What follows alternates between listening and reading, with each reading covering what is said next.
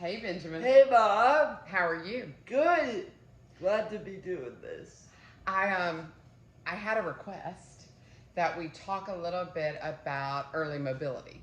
So I thought maybe it's been a while since we talked to, people on the blessing counter. Yeah, So all my maybe friends out there. Yeah, maybe we should do a little warm-up session. Yeah. Before we film for Jenny. What do you think? Yeah, we got a lot of filming today. You know that talking about mobility makes me cry. Yeah, because you're right, because we center it around what you can do, right? Right. Rather than again, like we talked about a couple weeks ago, centering it around the individual and how they can be their best self. Yeah, so I kind of think that, our whole purpose from the day Mason set up the blessing counter Right. to today, which has been a really long time. I think y'all were 11. 15 years, more like 14, yeah. Almost 14 years ago. Almost 1,500, it feels like. Yeah. The whole point was that there wasn't a lot of information out there for young moms, and we wanted to offer hope, right? Right. So this is a big, huge deal, this conversation. Right. Right? Right. For me. It's at the center of everything we're doing, right, with the blessing counter, right? It's the center of the mission. The center of the mission, yeah. Because I have to say, you know my story, which is mine, not yours, because but I want you to remember, I want you to tell us what you remember, because what I remember is physical therapist who wanted to talk about wheelchairs, and you were a toddler, and I didn't want to talk about wheelchairs. So do you remember what I called it? I called it the W word. It was like this forbidden kind of thing. And that was because you understandably, I think, only saw it through that first lens that we were talking about, right? I thought in my world, in my paradigm, that it was going to limit you in some way, and that if you couldn't walk or didn't walk, that I bought those horrible phrases, Benjamin, where people say you're confined to a wheelchair. And I'm glad you brought up those phrases, because I want to underline that it's not a failing on your part, and I'm not just saying that because you're my mom. But it's not an individual failing. It's the way it was presented to you. Well, I don't know that that's true. I don't think any of the therapists were presenting that way. Not individually, but I think it was just the story of the world, right? Right. Exactly. The way, when you find out you're having a baby, the what to expect when you're expecting books talk about, when baby's gonna roll over, when baby's gonna crawl, when baby's gonna take their first steps, right? And they don't talk about, nothing prepares you for if baby doesn't roll over or crawl or take their first steps. There's not a it's not a choose your own adventure. If this, go to page so and so. But it should be. Right. Wouldn't that be cool? Wouldn't that be cool? Because then it would say, this is not a catastrophe that you don't fit in this book. It just causes a whole other chain. It just gives you a different chain of events and a different way for your amazing gift, miracle of life to reach their personal goals and dreams. Right? So I wish I had that. We should totally write that book. We should write that. Although, do you know how time-consuming those are? Because you got to write all different contingencies. Yeah. Oh, I think that'd be a really cool book. Yeah. If baby doesn't roll over, then go to this page. Yep.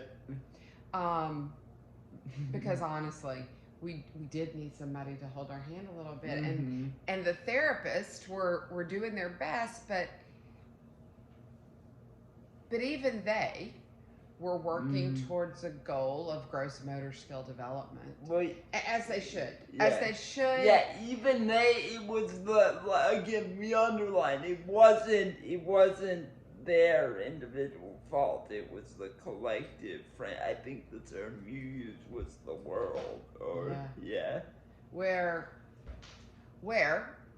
I would have loved it if just one person had said, mobility can look like ending A, B, or C to the book, right? And it's not just a one-path answer. And so we knew you needed to get off my hip, right? Yeah. You were kind of content for me to carry you around on my hip. Just sit on your lap. Yeah. But we knew, so we got a tricycle that we tightened the handlebars. Do you remember? Yeah. So it wouldn't move, but you sat on it and you held on and you watched your brother and sister circle you on the patio. Do you remember? Yeah, I do have a vague memory of falling off once. No boy. But that's neither here nor there. there. I think I've blocked that one. Yeah. That may have been before we tightened the handlebars. That was from the when we turned to the wrong page in the Choose Your Own Adventure. You do not choose that page. Yeah. We got you a little Batmobile. Do you remember? Yeah. It wasn't really a Batmobile, but that's what you called it. Yeah, that's what I called it. It was the cutest little car, and it had a handle on the back that was my height, and I could just push you around. Yeah, I do. And that was kind of fun, and you loved that car. Mm-hmm. But again, mostly because I just arbitrarily decided it made me Batman. Yeah, well, anything that made you Batman was good. Yeah, right? yeah. So I think we knew that you needed to be mobile and you needed to be able to move. We just couldn't make the leap to wheelchair. Yeah. It was hard to make the leap to wheelchair. Yeah, so we picked up on what I needed just like from being around me. You picked up on that, right? You knew instinctively, but you still had to work to make it fit within that framework of the world. Right. And so that's where we get the Batmobile and the which are all good things, but it's so helpful, right? If we can marry that instinct with the need to break out of that framework, and that's what I hope is the end goal of the work we do here, is to provide the lesson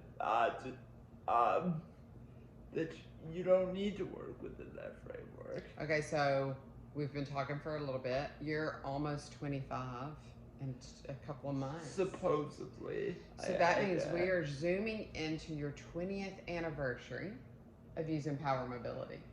I am a very, very old man. You are. Stop it. So what would you tell moms who are like me and they've not had the book that said if A, turn to this page, if B, turn to this page, right? Yeah. Because we haven't written it yet. They don't have that book. So what would you tell them if they've got little bitty and little bitty's not rolling or not crawling? I would say first of all, just generally, like, you're never gonna know until you try to see how your child reacts to power mobility if you have that option, and then go with whatever option and allows them to be their fullest self, right? Mom always tells the story of of the smile I got on my face when I realized I could move and talk at the same time, because using a walker, it took up all my energy and I couldn't really be myself. I was like a sort of empty shell of myself. And so I think go with that needs to be your North Star, is watch where their best self shines and go with that option. I love that. Mm-hmm. Your North Star. So they shouldn't just be using what to expect books. Yeah. Right. They should be trusting their child. Yep. And finding their North Star. Because odds are, even if you haven't figured out exactly the path for your child yet, odds are you've seen them, right, like Mom knew immediately, it connected the dots as soon as she saw it. So look for those moments of happiness where they are their best self, and then figure out how to shape the goals around that. Oh, beautiful. So I'm gonna just wrap that up and say I remember that day, and Benjamin was only 5, and so I try to draw the picture as vividly as I can as a mom, that when you walked in, you looked at the room of wheelchairs and said, I don't need this, I walk. Because my story for you had been you used a walker up until that point.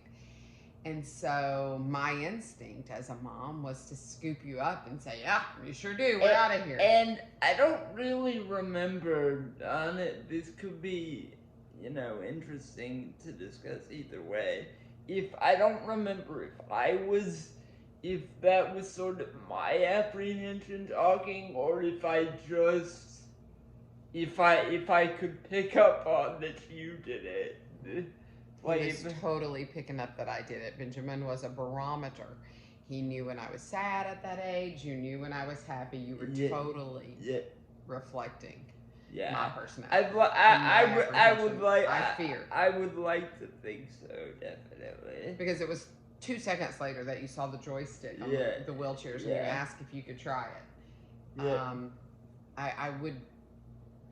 I can't stress enough the joy that was all over your face when you knew how to drive it instinctively. So much so that they let us take that one as a loaner that night. Do you remember? We went to the mall to let you drive around for a minute and practiced, and Dad went in Barnes & Noble. And I'll never forget, Benjamin, you were following me down a little aisle that I would have said a 5-year-old who was in a wheelchair for the first time in his life could not have navigated. You were following me, and your dad said, Benjamin, there's a new Star Wars book out. You spun that wheelchair on a dime, and we're back to where he was in mere seconds. I have not changed, clearly, at all. Some things never change. But, yeah. Which is really the ending of the book. If your kid loves Star Wars, go to page.